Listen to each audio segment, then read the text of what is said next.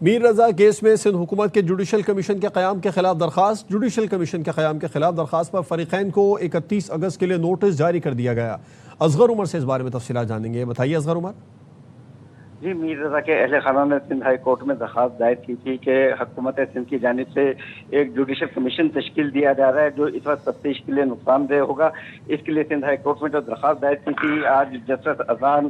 کریم کی سربراہی میں 2 رکنی بینچ نے اس کی سماعت کی ہے اور فریقین کو 31 اگست کے لیے نوٹس جاری کر دیا گیا ہے اور یہ بھی حکم دیا ہے عدالت نے چیف سیکرٹری سے کہ بتایا جائے کہ اس جو مجوزہ کمیشن ہے اس کے TOR کیا ہوں گے، کنڈیشن کیا ہوں گی، اور یہ بھی ہدایت جاری کی گئی ہے کہ یہ بتایا جائے کہ DIG سے لے کر اور نیچے تک فیروز آباد پولیس اسٹیشن تک ابھی تک کیا کارروائی کی گئی ہے ان حکام کے خلاف جن کے ابھی تک تفتیش سامنے آئی، اور منع کر دیا گیا ہے پولیس کو کہ ابھی تک جب تک یہاں پر درخواست کا فیصلہ نہیں ہوتا کوئی حتمی چالان پیش نہیں کیا جائے گا۔ آئینی درخواستیں وفاقی وزارت دفاع اور وزارت داخلہ سمیت 19 اداروں کو اور افراد کو فریق بنایا گیا ہے اور کہا گیا ہے کہ جو تفتیش اگر جوڈیشل کمیشن کی طرف سے کی جائے گی تو یہ وقت ضائع ہوگا، کیونکہ اس سے پہلے ہی ڈیڈ باڈی کو جب بازیاب کیا گیا تو اس کا دوبارہ پوسٹ مارٹم کرنا پڑا جس سے شواہد کو نقصان پہنچا تھا، اور اگر یہ چونکہ جوڈیشل کمیشن کی انکوائری کو کسی عدالت میں چالان کے طور پر پیش نہیں کیا جا سکتا، اگر اس طریقے سے یہ کارروائی کو چلایا گیا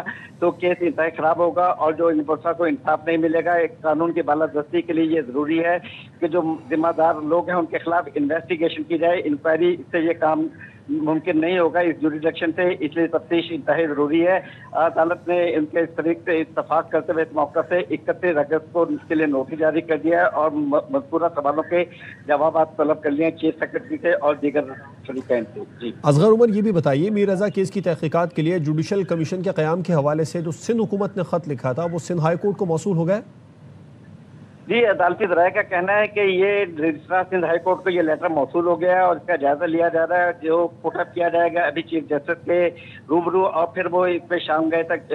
اس میں دیر گئے تک کوئی فیصلہ کریں گے۔ لیکن جب یہ یہاں پر اب پٹیشن پہ نوٹس آ گئے ہیں تو دیکھنا یہ ہوگا کہ عدالت ایک ہی دن میں ایک جوڈیشل کمیشن کے بارے میں 2 فیصلے کیسے کرتی ہے، اب اس کا انتظار ہے۔ اصغر عمر، آپ کا شکریہ تفصیلات کے لیے۔